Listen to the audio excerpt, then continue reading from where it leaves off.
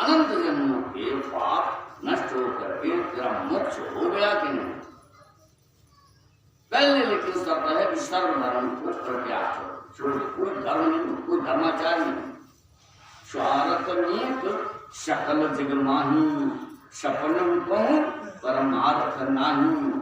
तुलसीदास बाबा से भी बोले जितने प्रवासी घूम रहे सब लोग जगह जगह लेते तो हम पैसा, अलग जगह लिखेंगे, अलग जगह सेवा, सेवा लिखे। सेवा जिस चीज का पैसा लिया जाता है वो सेवा कैसे? सेवा तो निःशुल्क होती है, फ्री होती है। पता जगह इस जगह सेवा कार्य में रहते मन पैसा नहीं ले रहे। आज धरती पर कोई वैज्ञानिक, कोई नेता, कोई मंत्री, कोई भी हो, साधु सन्यासी तक, उसको पैसा न मिले तो काम ही नहीं करेगा। पैसा न मिले तो काम ही नहीं करेगा। ऐसा खड़ा करके सेवा करवा। अरे चलो थोड़ी देर के लिए वह मान लिया कि घर गृहस्थी है, परिवार है, बच्चे हैं, तो उनके लिए कुछ लेना और उससे जुड़ा है जरूर है। लेकिन ऐसे ऐसे भी हैं मोदी योगी जैसे कि न घर गृहस्थी न बाल बच्चा, लेकिन 1 करोड़ 25 लाख रुपए लेते हैं महीने में कुल मोदी। बताओ 1 करोड़ 25 लाख का सरकारी खर्चा है महीने।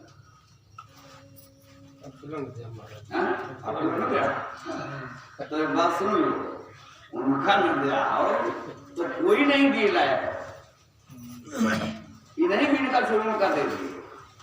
हमार तो ये रहा है कि यहाँ जितना कोई का न दियो, कोई आवे के जो भैया हम हैं सबके सब हैं हमारे, हम नहीं जाते रोड के किनारे सब हैं हम हैं सबके सब हैं हमारे, हम नहीं जाते रोड के किनारे।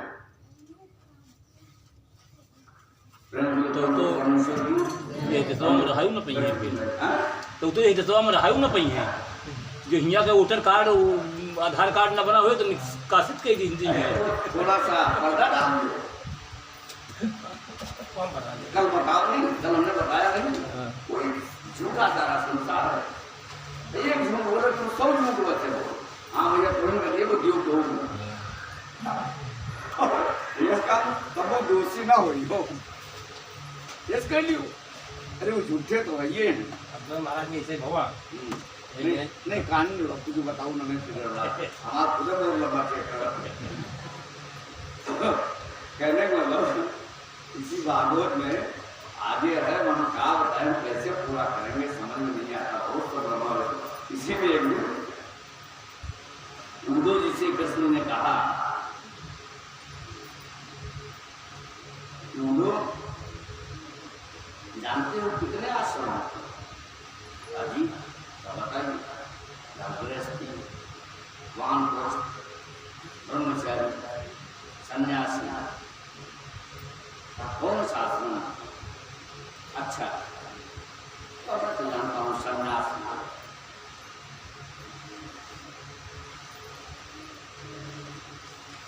थोड़ा रुक करके बोले,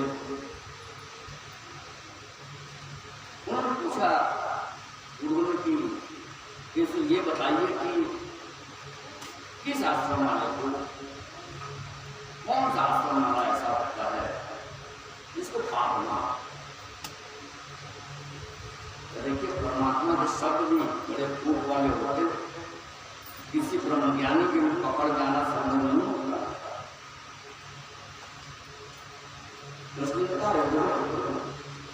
गृहस्थ आश्रम गृहस्थी को पाप ना, गृहस्थी को किसी प्रकार का पाप ना, ध्यान से पकड़ना सुनना होगा। उनका गृहस्थी को पाप ना, तब उनको चौंक ज्ञान तो गृहस्थी छोड़कर संन्यास ले लो। तो इससे अच्छा तो हम गृहस्थी न छोड़े हुए तो ठीक है, जब सबसे बढ़िया तो गृहस्थ है, जो उसको पाप नहीं लगता तो थोड़ा दुखी हो गए। तो उसने कहा क्या हुआ? कैसे मैं सोच रहा हूँ कि हमने गलती क्या किया, हम तो संन्यास आश्रम सबसे बड़ा समझते थे।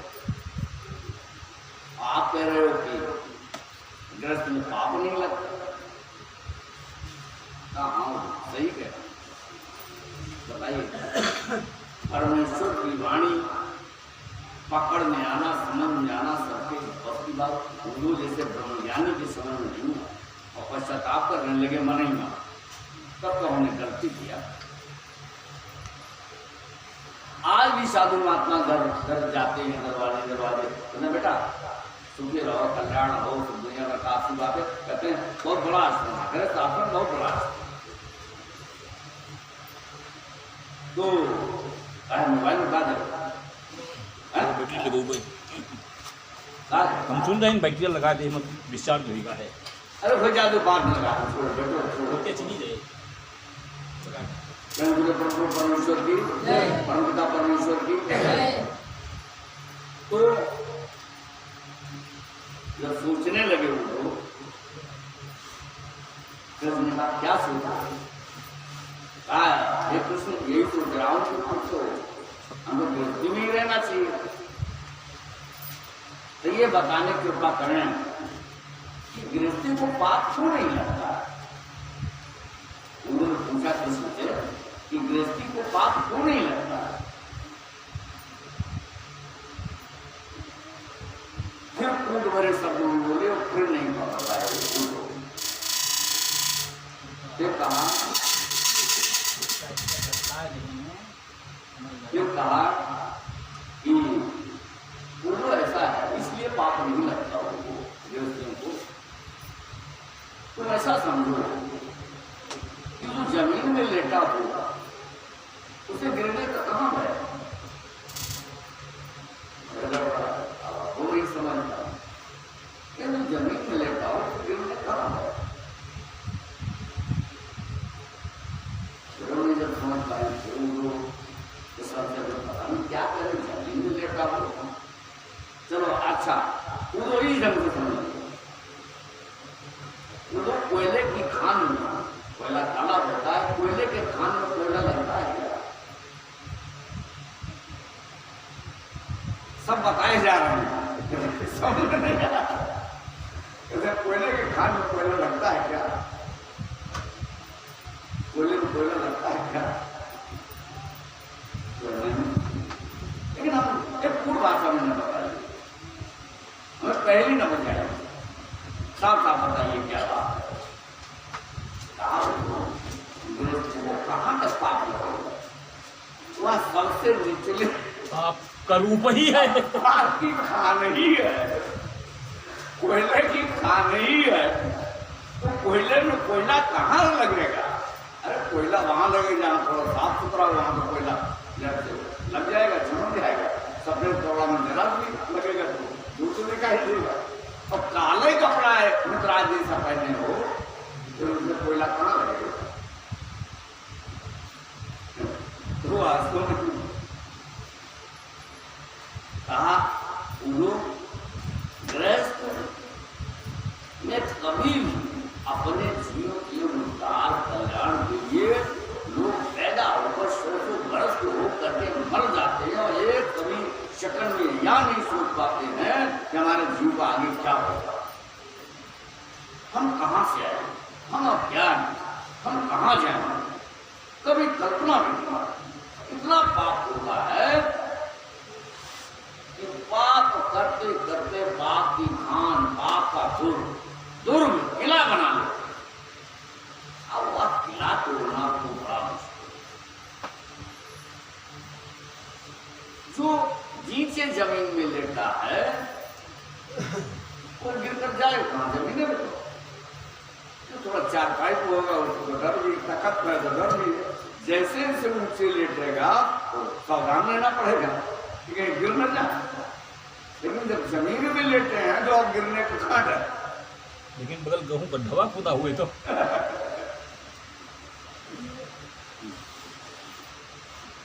इसीलिए कृष्ण जी ने कहा कि अभी तो या जो घर गृहस्थी है या जो कर्म का फांस है, यह इतना बड़ा कि इसको बड़े बड़े योगी यति सन्यासी भी घर को छोड़ देते हैं, साधु तो बन जाते हैं, महात्मा बन जाते हैं, लेकिन उनका चित्त घर में ही लगा रहता है, उनका ध्यान घर में ही लगा रहता है। और जो कुछ धर्म के नाम पर कमाते हैं घर ही देते हैं।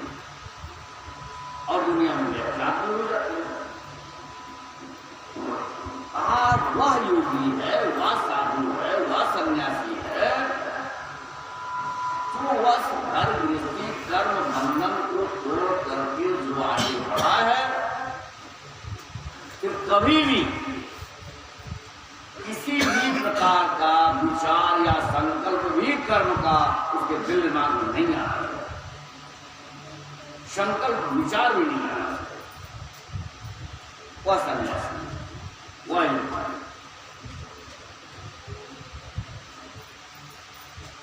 हर समय अधिकांश सब पथ भ्रष्ट योगी होते हैं, और आज कलयुग में तो पूरी धरती पर एक भी योगी नहीं होती, एक भी नहीं।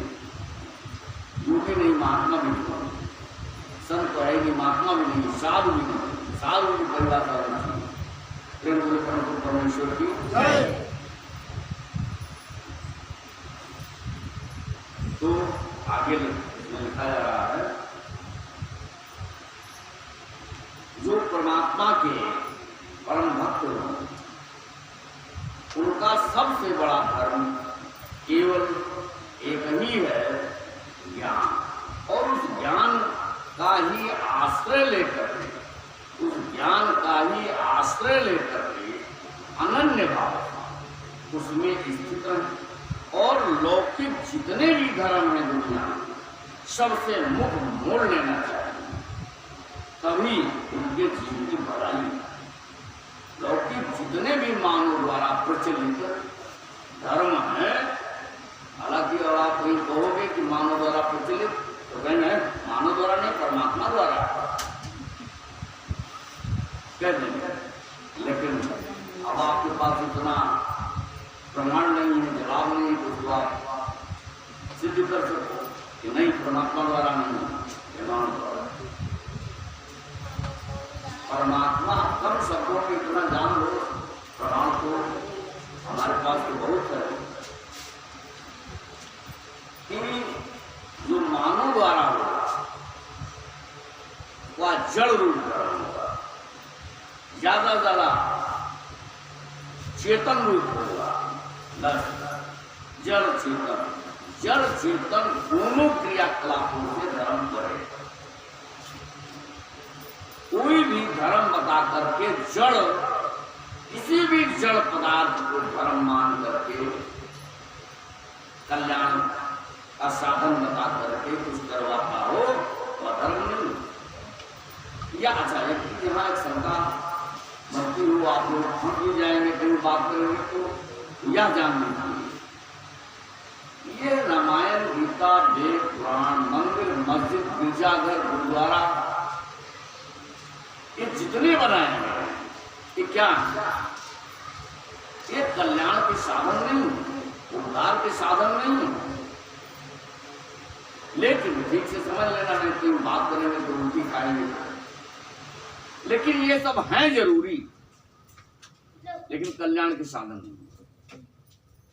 सारे जीवन इसी में चिपके रहिए, जितनी जड़ पदार्थ में मान्यता है धर्म के रूप में, सारा जीवन इसी में चिपके रहिए, तो आपका जीवन गर्भ होगा। यह सब क्या है? जैसे पहले दर्जे की किताब पढ़ाई में अंतिम किताब MA BA वाली नहीं, पहले दर्जे की किताब देखा जाए तो कुछ नहीं, लेकिन पढ़ाई में अनिवार्य है।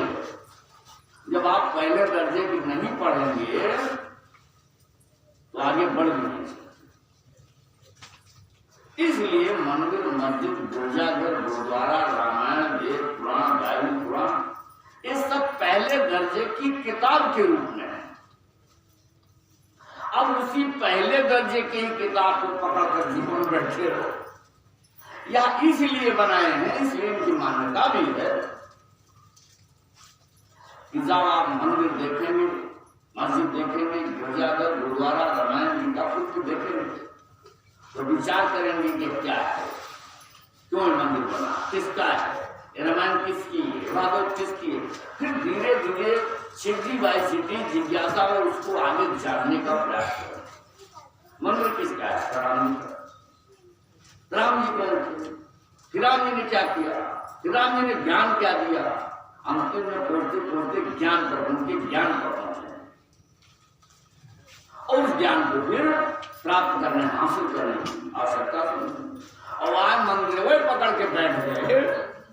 शंकर जी ने कहा कूदो से कूदो, ये तो है सब प्रेम की बातें, मेरी भक्ति इतनी सस्ती नहीं। सर देने के शर्त पर करते हैं सोबे, मेरी आस्ती इतनी सस्ती नहीं।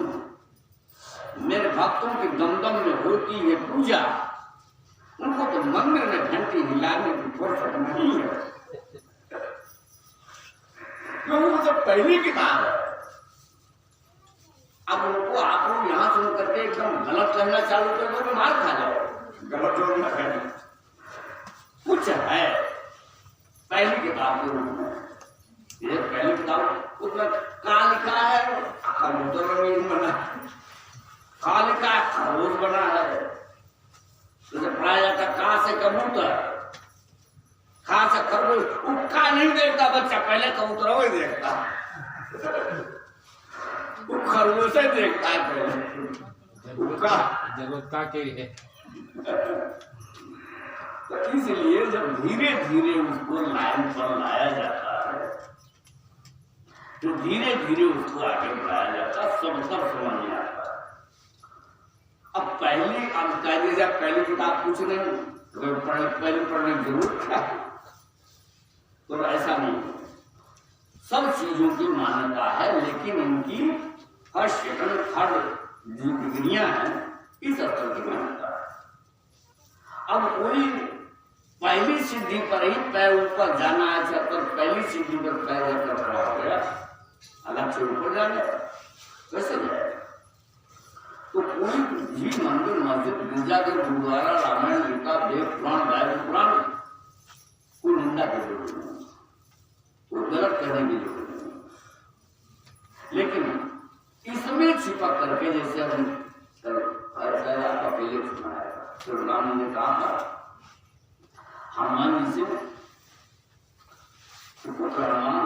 अध्यात्म रामायण में है कि मद भक्ति तत्व विमुखा शास्त्र दर्देश मुहिता न ज्ञानम न च मोक्षा ऐसे तेषाम जन्मस्तय।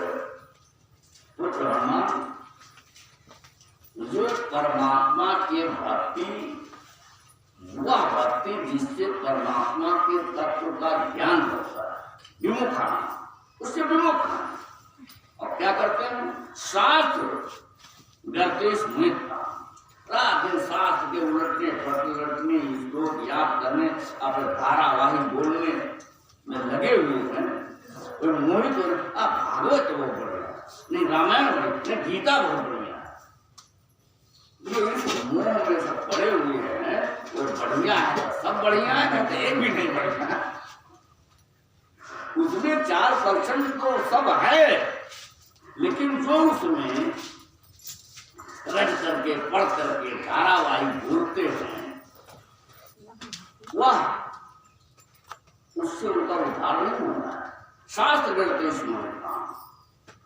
जो शास्त्रों के चक्कर में पड़े हैं उनका कभी भी न ज्ञान, उसमें 4% जो है परमात्मा ज्ञान, और वो और निकाल नहीं सकता, तो उनको कभी भी ज्ञान नहीं हो सकता शास्त्र से, न ज्ञान। और जब ज्ञान नहीं होगा तो उनकी ज्ञानान्य मुक्ति न च मोक्षा, तो मोक्ष भी संभव नहीं होगा। ऐसे तेषाम जन्मस्तय। पुत्र हनुमान नाम नहीं कहते हैं, पुत्र हनुमान एक जन्म की बात नहीं, 100 ब्रह्मा की आयु बीत जाए शास्त्रों को पढ़ते हुए तब भी नहीं हो। तुलसीदास बाबा ने धर्म संबंधी राम संबंधी 14 किताबें लिखी, 14 किताबें लिखते पढ़ते सबको, लेकिन वह सार जो नहीं पाए, नहीं जान पाए, बड़ा मन खिन्न हुआ। विद्वता का क्या मतलब? इतना लिखा, इतना पढ़ा, इतना दुनिया को बताया, दुनिया को हमें ज्ञानी मानती है, विद्वान मानती है, लेकिन जब हमको ही चैन नहीं आ रहा है, हमको ही लगा अभी कुछ आया आगे और कुछ आगे है, तो एक छोटी सी कपड़ा लेकर के अपने सारे साथियों को काट दिया। तुलसी बाबा ने लिखा कि अल्प तो अवधि जीव तामे बहु सोच पोच, अकरबे को बहुत है का कीजिए। अल्प तो अवधि जीव तामे बहु सोच पोच, और करीबे को बहुत है का कीजिए। वेदों को था नहीं, पुराणों को अंत नहीं, और भाषा तो अनेक है, चित्त कहाँ दीजिए।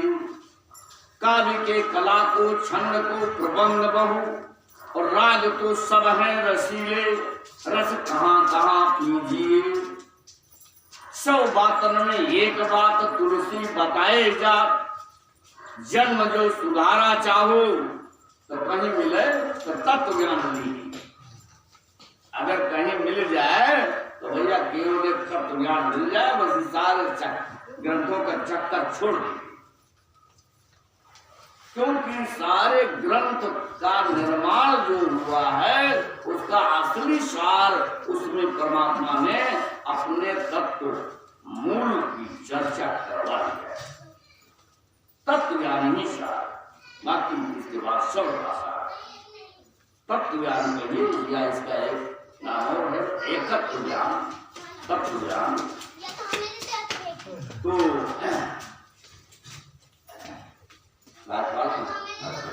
आदि शंकराचार्य जी जो सबसे पहले हुए थे, उन्होंने अपने विवेक चूड़ामणि में इसी बात को, जो राम ने कहा है, इसी बात को उन्होंने भी कहा है। आदि शंकराचार्य सारे ग्रंथ पढ़े थे, बहुत विद्वान। उन्होंने भी विवेक चूड़ामणि में लिखा कि ग्रंथ शास्त्र सब क्या है, जब तक वह 4% परम वाणी न जान लिया जाए तो शब्द जालम महारण्यम, शब्दों का जाल है। जैसे घनघोर जंगल में कोई भूल जाए तो निकलना मुश्किल हो जाए।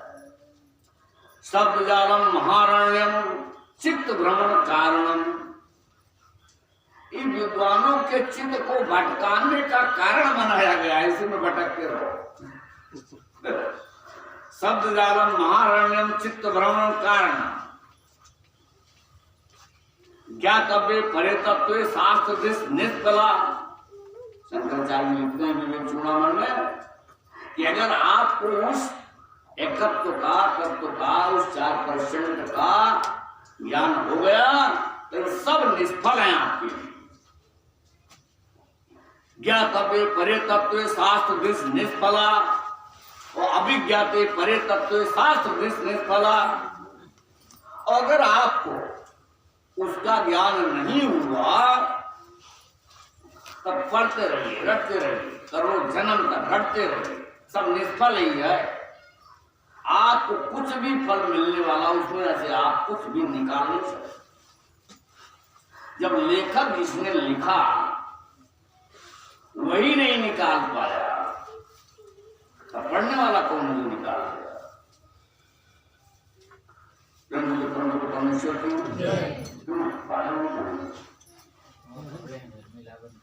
एक चौपाई महाराज जी हमको लिखना है, अवस्था का कहूँ उसको सब बकवासा, और यहाँ पर तई न की हो विश्वास।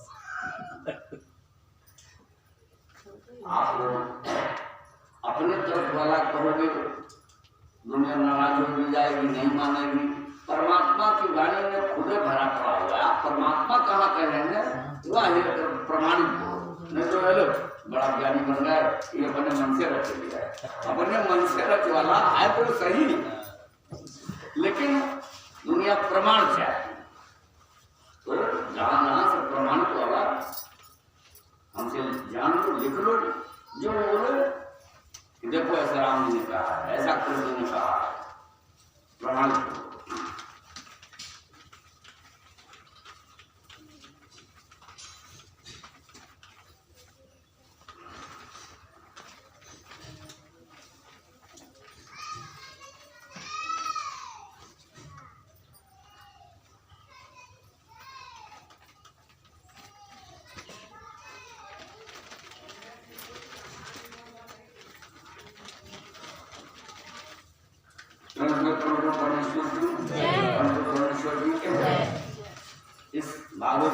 में लिखा जाता है कि हर युग में जितने भी लोग जो भी लोग विद्वान हुए और योग निष्ठ हुए, अपने को ज्ञानी मानने लगे और वेद के वेद, आज लोग कहते हैं कि वेदांती महाराज, वेदांती कहते हैं जो वेद की जानकारी का अंत कर दिया, वो वेद जिस अंत की चर्चा करता है, जिस सृष्टि का अंत कहाँ उसको जान लिया तो वो वेदांती है। वही कहते हैं जो वेदांती लोग हैं, वेदज्ञ लोग, उन्होंने भी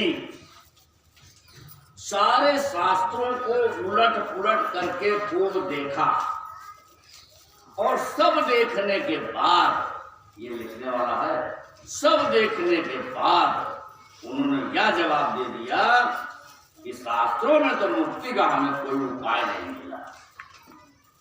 कितना बढ़िया प्रमाण कि शास्त्रों में, यानी कौन कौन लोग हैं, बड़े बड़े विद्वान, योगनिष्ठ और वेदांती वेदज्ञ, उन्होंने सबने सारे सब शास्त्रों को अध्ययन करके उलट पलट करके देखा और फिर अंत में जवाब दिया कि मुक्ति का कोई उपाय नहीं।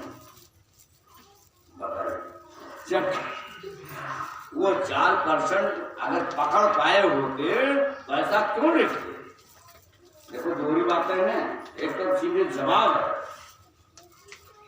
लेकिन एक तरफ इसी में परमात्मा की वाणी में आपको मिलेगा यह है। और उपनिषदों में कई जगह यह चीज पढ़ लेते हैं लोग, नान्य पंथा ये न जटो महाजना, भैया मुक्ति का कोई उपाय नहीं है।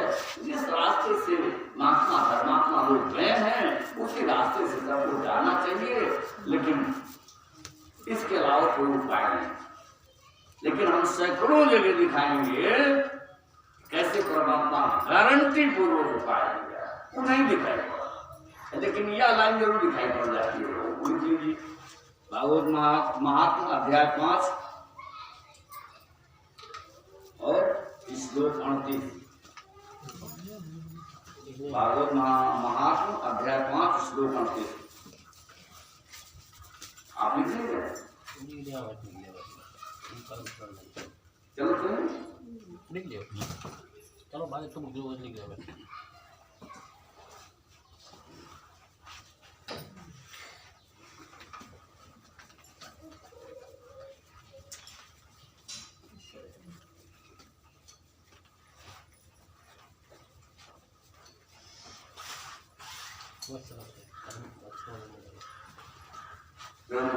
परमेश्वर की जय, परमेश्वर की ग्रंथ दोनों बात कह रहा है कि मुक्ति का कोई उपाय नहीं है किसी ग्रंथ, और उसी में है तो अब जो लोग मुक्ति दे रहे हों उनके सामने इसको रखना चाहिए कि आप कहां से ले रहे, सीधे उनका कोई उपाय नहीं है। और जो मना कर रहे हैं उनको बावला श्लोक दिखाइए या देखिए, लिखा तो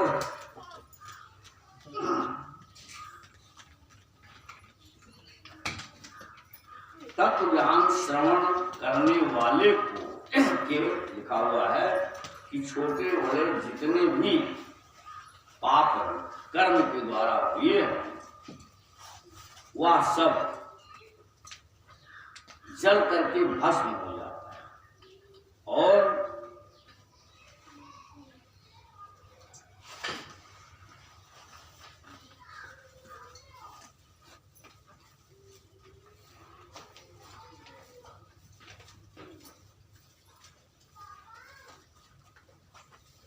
इस शरीर में आसक्त होना, जो अस्थियां शरीर के आधार स्तंभ हैं, इस नाड़ी रूप रस्सियों से बंधा हुआ है, ऊपर से इस पर मांस और रक्त होकर इसे चर्म से ढक दिया गया।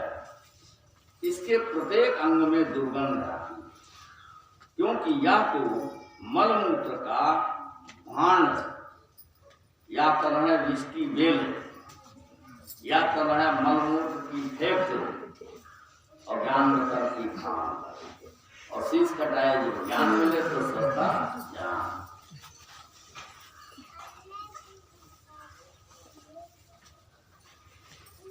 तत्व ज्ञान के श्रवण करने से परम प्रभु परमेश्वर की प्राप्ति शीघ्र होती है। अब बताओ अगर वही कभी पढ़ा तो मुक्ति तो परम प्रभु परमेश्वर की प्राप्ति शीघ्र होती है तो परम प्रभु परमेश्वर मिल जाएगा तो मुक्ति नहीं मिलेगी। अतः सब प्रकार से सभी दोषों से निवृत्त होने का एक ही साधन है। सभी प्रकार के दोषों से रहित, जैसे पता नहीं दोष रहित, सभी प्रकार के दोषों से रहित होने का एक ही साधन है तत्व ज्ञान। जो लोग तत्व ज्ञान से वंचित हैं वह जल में बुदबुदे और जीवों में मच्छरों के समान केवल मरने के लिए पैदा हुए हैं। जैसे मच्छर दिन भर में पैदा हुए, दिन भर में मर जाते। छोटे मोटे कीड़े बहुत ऐसे होते हैं, एक ही दिन की जिंदगी होती है, पैदा हुए और मर गए। तो आज तुरंत हुआ, आज बुलबुला तुरंत हुआ, तुरंत तनिक दिया नहीं भवा। तो जो लोग इस ज्ञान से वंचित हैं वह समझो कि मरने के लिए ही पैदा हुए, ना ही जीवन जन्म का कोई लाभ ना आगे का कोई लाभ।